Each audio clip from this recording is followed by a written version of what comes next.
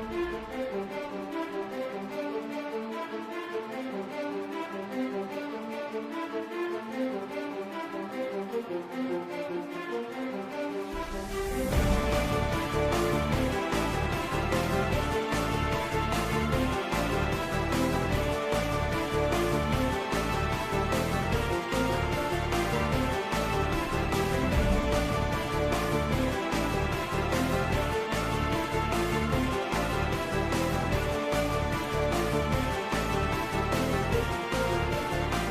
to Beyond Focus TV. My name is Angie Daniel, and you are watching us on Channel 68 on Cable Vision. We are here every Tuesday night at 10 p.m. On tonight's show, we have with us Mr. Kevin Johnson. He is the CEO of Crystal Manor, which is located in Brooklyn, New York. When we come back, we're going to have an intensive conversation with him about all of the things, the differences that he's making in Brooklyn. We're going to take a break. We'll be back.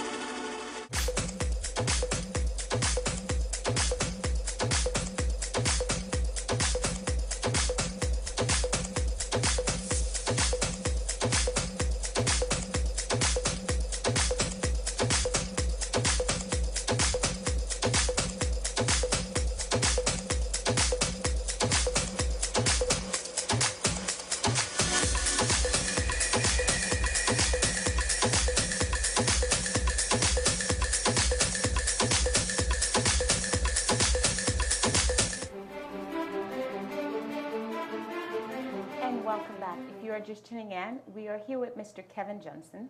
He is the CEO of Crystal Manor. Sir, welcome. Thank you so much, Angie, for having me on the show. Oh, you're so welcome. I know that you're a very, very extremely busy person within the community. Before we start a conversation about what you do within the community, I'd like for you to tell us a little bit about yourself, background-wise. Sure. Well, I was born in England and raised here in Brooklyn, New York. My parents are of Caribbean heritage. My father is from Barbados, and my mom is from St. Vincent. Schooling-wise, I went to Brooklyn Technical High School and then matriculated through Clark Atlanta University with a concentration in accounting and marketing and finance. Wow, very good, very good. I would like for you to tell the community what it means to be, first, of Caribbean descent, living in Brooklyn and making a difference. Two, what it means to be part of such a huge organization, because Crystal Manor has been in Brooklyn for a very long time, and your father has made such a difference within the community. Can you tell us those two? Sure.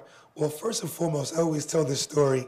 Mom came to this country pretty much with 2 shillings in her pocket, and pretty much was self-made. Began as a nurse, and then I always say, as a young child, watching Mom start her business really from the home, and then moving from the home to the garage, and then from the garage onto Flatbush Avenue. And that was over 20 years ago. So for me, growing up in a family of entrepreneurs, my grandfather as well was an entrepreneur, it gives me great sense of pride in my community and knowing that we can kind of pull ourselves up by the bootstraps. So I'm a proud product of that environment. Okay. So the second part of my question was that, can you tell us what it means to be part of such legacy? I understand that you guys just closed the bar and lounge part of it. So how does that feel? It feels great. Actually, I did my closing party last night, and it feels great. 7 years of business in the community, and also just learning the power of real estate. So I'll still own the building and still will be leasing the space to a new owner. So of about 3 months of renovation, it should be opening back under a new name, a new owner. So very excited just to take the next chapter and really take over and succeed Mom as a CEO of Crystal Manor. So I'm very, very excited about this next chapter in business. I know that the community is probably wondering, is Crystal Bar and Lounge different from Crystal Manor, the catering hall? Yes, it is. Basically, about 7 years ago, we did construction to join the 2 buildings, but they're 2 separate businesses. So Crystal Manor, I'm very happy to say, will be thriving. We're off to our best year in business in 16 years. And I just felt it was time to really focus in on that pretty much core asset as opposed to the bar and lounge. So I'm very excited about that new venture. Oh, so you're saying that Crystal Manor in itself is still going to be here Yes. within the community, serving Absolutely. the community? Because I think one of the things that the producer and I, we've talked about is the difference that your parents are making within the community and how they need to I mean, I guess sometimes, you know, like if you have a cat, right? You see your cat around the neighborhood all the time, and you don't acknowledge that it's there. But knowing that the difference that they're making, we need to acknowledge them. So understanding that Crystal Manor will still be around is a good thing. Absolutely, absolutely. Part of my conversation with you earlier was the understanding of you as an entrepreneur within the community. What is it that you're doing and where? Sure. So I think part of my focal point in terms of working in the community is I chair the board of the Flatbush Notion Junction Business Improvement District. Okay. And I believe there are over 68 bids in New York City in various communities. Some of the more popular ones that people may have heard of are the Myrtle Avenue bid. So you see the revitalization in Myrtle Avenue, looking to do the same thing in the Flatbush Junction corridor. So pretty much what happens in a business improvement district is we are charged with helping the community with marketing, sanitation, really economic development. So I'm very happy to have a great board of directors. And among my board of directors, I have Brooklyn College. We just invited the new Target to be on the board. Okay. CA is on the board. Really a way for the community to come together, look at the initiatives in the community, and really drive that agenda.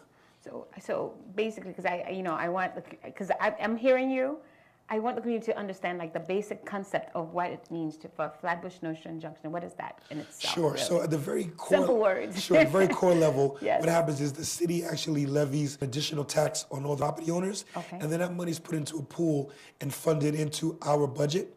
And within that budget, we hire a full-time executive director, and that executive director really works with the merchants in the neighborhood day by day to really help them improve their businesses, learn city regulations. We've just gotten approval for a $4.5 million streetscape project, which basically means new benches, new street curb cutouts, new trees in the neighborhood, basically to beautify the neighborhood, to really attract. From where to where? It's going to be from Flatbush Avenue and Farragut down to Flatbush and Avenue H, and Nostrand and Avenue H to Nostrand and Glenwood. So that area within. So it's just like those. It's for 4.5 million. It's a small. Very like much. if you're looking at the area, it's not really a big area. No. So how do we get to expand this to? That's a great idea, and that's something we're looking at. So we'll hope to extend it up Flatbush and eventually down Flatbush, maybe a block or two. Yeah. And really impact those communities as well. Yeah, because I think Notion Avenue needs an extreme amount of revamp. It does. Seriously, I mean, I don't know. Is it maybe you can extend the junction, like past junction and take it to Notion Avenue ideas? But seriously, I think as a community, we need to really look into like. One neighborhood can make a difference to how well we are received, to how bad we are thought. Because I think whenever you talk about Notion Avenue and Flatbush, they think of Caribbeans, right? That's right. So for me, Notion Avenue represents, it's like a little Haiti, right? Is. So right now, I think if we need to define that, we can find different group of people within it. It's how we can change the difference, like with organizations like yourselves. Like how do we make that happen? Great, and I think the idea and the concept is for the community to get involved. Although the junction bid is a almost quasi-public organization, we have committees, we have marketing committees, so these committees are open to the public. If they want to get involved, we can bring them on and actually have them actually help and do the work necessary to really build that kind of cachet in the neighborhood. We're really a destination. Again, similar to 42nd Street, Yes. There's no reason why the junction cannot be that same corridor. And at one point, it's an interesting tidbit, the junction used to be the primary #1 shopping district in Brooklyn. I have a quick question for you, but we're going to take a short break. We'll be right back, because I like the idea of what you're saying. We're going to take a short break. We'll be right back.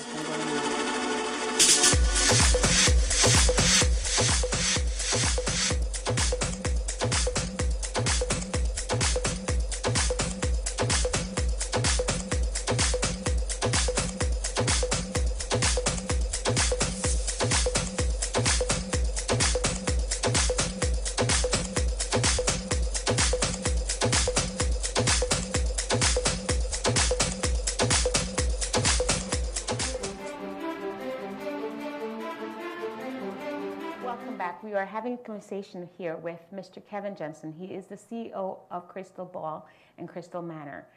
If this is your first time watching us, we are here every Tuesday, 10 p.m., same channel. Like us on Facebook, check us out, give us questions and messages. We'd like to hear from you.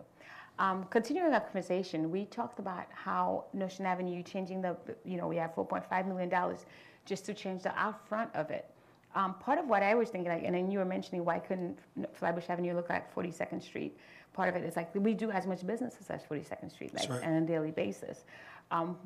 My vision would be for Flatbush Avenue is to have first for the merchants that are in the street, we have to have like one spot for them. Because I don't know if you noticed that. Because when I walk down Flatbush Avenue and Notion Avenue, you see everybody have a little table. Yes. But another for us to change that is the community have to voice their opinions. And I'm trying to do a whole lot of that. Screaming it out, like getting people to know that, we can change, we can do better. The second part I wanted to ask you is that I don't know if you've ever been to Post Avenue. No. It's in Long Island. How every front stores look exactly the same. Why can't we do that for Flatbush? Actually, we can. We actually have in place a storefront improvement program, which basically allows store owners in that corridor to redo their storefronts, and then the business improvement district reimburses them up to $5,000. So that's one of the ideas. There are several grants out there that the city has available. So it's not mandatory. It's not mandatory, but we would love to go in that direction. The board has expressed some interest. Now it's just galvanizing the community around the concept, and again, of attracting people to a unified storefront. So when you walk into the, it makes such a big difference. Absolutely. So if it's not mandatory, it's just a bid. So you have a choice to keep whatever your idea is? Yes, you do at this point. But we would love the community to actually agree to actually doing something that is unified, that signals to the neighborhood. Once you walk into Farragut and Flatbush, you are in the Flatbush Junction bid. Exactly. And when you exit, you'll know it's a stark interest. Exactly. Absolutely, great idea. I think we should do that. I think it shouldn't be well, I'm hoping that it's mandatory. But when does it start? It's already started. Okay. It has started. We've had some business take advantage of the program, and now we're just really creating we're going to apply for a grant that's going to allow us to basically hire an architect to give a rendering so we can show the community what it would look like. Sometimes we have a hard time explaining it to them, but we believe if we get the grant money and we show them an idea, they would buy in. Let me hear this straight. Sure. Right now, you're applying for the grant, so you have an idea of how much money you're going to get. So you're looking for an architect. Right. You're Absolutely. looking for one, right? Well, not at the moment. We haven't received the grant yet. So we should still get resumes. That's right. That's right. That's People who are interested in creating ventures of how the Flatbush Avenue should look. That would be great. Okay. That's ideas putting out there. One other thing I wanted to talk to you about is the Ventures Philanthropy. Can you explain to the community what that is? Sure. Well, venture philanthropy is a new term that's been coined, and the idea and the concept of venture philanthropy is looking at the first part of venture. Basically, I'm an entrepreneur. We live in a capitalist society, so the idea is to definitely acquire capital. But the second part of philanthropy is taking that capital that we acquire and really having a strong social impact and really, communicating that to community that as you make money, you need to really reinvest in your own community. So I'm a strong believer in that concept. So I know that you're doing a couple of things within the community with that money. So first, talk to us a little bit about the nursing home. Very interesting to understand that you're involved in a nursing home. Right. So it's actually a nursing agency. Okay. So again, that was Mom's first business. She started over 20 years ago. Okay. And again, transferring the legacy, my sister and I basically own that company and run that business to this day. So Where is it at? It's actually on the 3rd floor of Crystal Manor. So we're looking for LPNs, RNs. We have several cases. We have work available. If there are nurses out there that are looking for work, they're more than welcome to come into our office. We're open 9 a.m. to 5 p.m. every day. And come and register, and then we provide them with employment.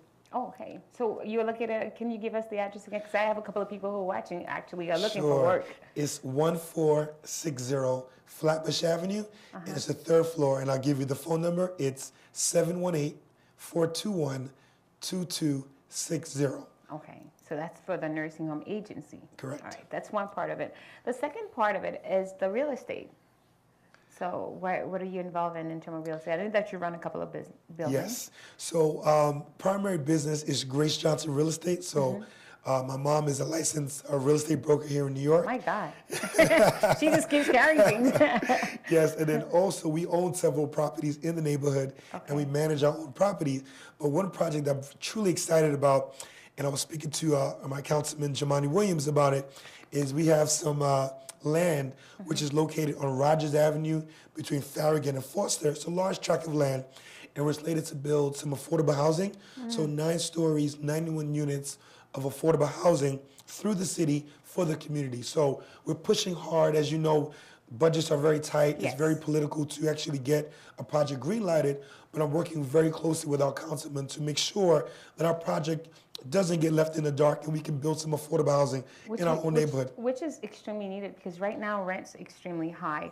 And then instead of making rooms for people who have less money to live, we just kind of kicking them out. So having a housing place where it's for less money affordable to the community in itself, I think it's a great idea. Absolutely. And Jamani Williams is one of, I think once you put him into a project, he's not going to sleep until that's done. And he works so hard within the community and for the community. So you're doing really good. Yes, and he's been very, very supportive, as has the borough president and our state senator, Kevin Parker, and Assemblywoman Rhoda Jenkins, as well as the community board. So they're all for the project. We've got letters of support, and now we're kind of working through the process to get the project built within the next year. Oh my God, I'm rooting for that. And this is just two of some of the things that you're doing at the trucking company. Yes, so we have a great partnership, and we're looking to build a mobile truck concept. It's actually being built as we speak, and should be rolling out in a few weeks. So the idea is to bring the Caribbean cuisine onto a mobile truck concept and roll it out into New York City. So it's cuisine on a truck, is that? Correct. Okay, that's good. That's interesting. Let me ask you another question, because I think at the end of the day, being part of community and working within the community is, how is the community benefiting from all of this? Sure. So one of the things that we spoke about earlier, and I'm just very happy to bring this information to the community, is making sure that the community understands the power of small business. So first and foremost, we provide a lot of employment within the community, and then obviously we're able to work with our community board to give back. So we donate to several nonprofit organizations and have a new initiative for nonprofits to work directly with Crystal Manor, and we give them a special discount to do fundraisers and such. Okay, great. We're going to continue our conversation, but we're going to take a short break. We'll be right back.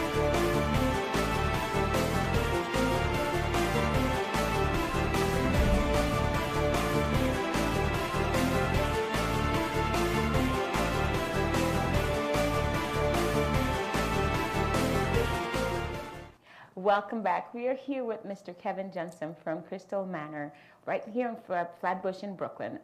We were talking about ventures, things that you were doing within the community, and we mentioned a couple of them, and you have one last one that you wanted to talk about. Sure. So I'm also a partner in an venture called 5 Links, and I host a business reception every Wednesday at Crystal Manor at 7:30 sharp. And again, the address is 1460 Flatbush Avenue.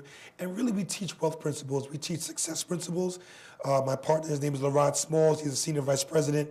And we're really about economic empowerment and economic development, and really bridging the gap of wealth inequality in America and really the world, and then teaching people how to transfer that wealth to the next generation. So invite everyone down 7:30 every Wednesday to come and listen and just really soak up some wealth and success principles. Okay, like I heard wealth, I heard principles, but let's get the concept of it. So every Wednesday you teach people how to do what? We teach people really how to save money, and then those who are interested how to make money. How to make money. So the first key to wealth is saving money. The second key principle is how to acquire capital. So we still talk about the small business ventures. Sure. Because there's a couple of things that I think the community is doing in terms of getting people to understand that concept. It's just that, reality of it is that I spoke to someone yesterday, and she was telling me, how can I create a business where I have a ton of other things to worry about? But listening to people like yourself talk about how you can save a small amount of money, and then taking classes. Do you guys give classes? Is there a place that you send them for grant places, like they can apply for grants and things like that? No, well, not really grants. This is really entrepreneurship. Okay. So this is strictly entrepreneurship for those who are interested in entrepreneurship. We really teach those skill sets because I guess I pulled some numbers coming to the show. This 75% of the growth in the country comes from small business. So we like the idea, while jobs are great, we believe you should have a job to be gainfully employed, but then in your part-time, spare time, use that capital that you get from the job to create a business. So we show you how to do that. How to do that. And another thing that you're a part of is the African art diaspora. Can you tell the community what that means? And, the whole art situation, how it's, embedded with Crystal Manor? Sure. So I chair the board of MOCADA, and it's called mocada.org, and it stands for the Museum of Contemporary African Diasporan Arts. It's located at 80 Hanson Place in the BAM Cultural District here in Brooklyn.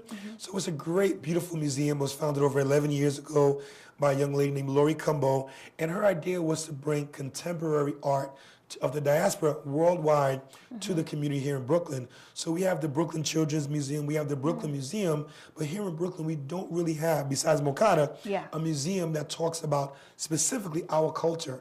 So I'm very excited. I'll keep it under wraps, but working on a capital campaign to purchase a new building and construct a $10 million project. So again, we welcome the community to come and visit MOCADA and get involved with the vision as we go into our capital campaign for our new building. Oh, when can they visit? Sure, they can visit, I believe, Tuesday through Saturday, and it's 11 a.m. to 6 p.m. Okay, is it for free? Or is it's a suggested donation, small donation. Small donation. Yes. Interestingly, still talking about art because, I personally, I know of a lot of artists that are within the community that are working really hard. If they would like to participate, would they be able to display their art? Absolutely. So it's www.mocada.org, and there's some information there where you can submit information and meet with the curatorial staff, and they will go through your work and look at the exhibitions and see how they can work directly with the artist. Okay, great. That's another information that I think the community would be very helpful to have. This is almost the end of our show, and every time we're ending our show, I'd like for me and the community to learn something from the person that we've met with, or actually have an idea. What would be your last word to the community? Wow. Well, can I end with a story? Definitely. Great. So it's a story that my mom shared with me, and those who know me well have heard this story before, and it's called Dip Your Bucket Where You Stand. Okay. So basically there was a ship, and it was out in the ocean one day, and it ran out of food and water. And when they ran out of food and water, they yelled to another ship in the distance, "Ahoy, ahoy, have you any water?" And the reply from the distance came back, "Dip your bucket where you stand." See, what had happened was they were on ocean water, which was salt water, but they drifted onto a freshwater river. So while they were on their last dying breath and needed water, the water was right beneath them, and all they need to do is dip their bucket. So the reason and the analogy in the story for me is that we truly have all the resources in our community. We have this great television show to learn and access information. We have people like Angie doing the community work, but I truly believe we have to reach out. We really have to network, and I love to plug in the Caribbean American Chamber of Commerce. I'm a proud product and intern through that, and I learned from my mentor, Dr. Hastic, networking works. We must network. So if I could leave with the community with anything, it's just really, don't just pass someone by. Get the business card and actually use it. Send an email, touch base, do lunch, do something, and really find out what needs you have. And I believe the community has the resources. And we do have the resources. Not only that we have networking works, it's a matter of just learning from your community. Understand where you're at. Don't just go through life not understanding, like, I'm part of this great big world, because sometimes I think people just are just there. They're just living. They're not participating. Correct. And there's a big difference between living life and just going through life. I agree. So I don't know. I personally feel like part of what we should do within the community, and if we have the knowledge and the means to pass it on, is to let the rest of the community benefit from the things that we know. Absolutely. Wholeheartedly agree. Okay, great. Well, Mr. Johnson, thank you for being here. Thank you so much for having me, and thank you to Mr. Gene Joseph for inviting me down. Thank you so much. Heartfelt appreciation. Oh, well, it's our part, and we really appreciate it. This is the end of our show. Hope that you enjoyed it, because we did. We will be here next Tuesday, same place, same time, doing the same thing. Talk to you then. See you later. Bye-bye.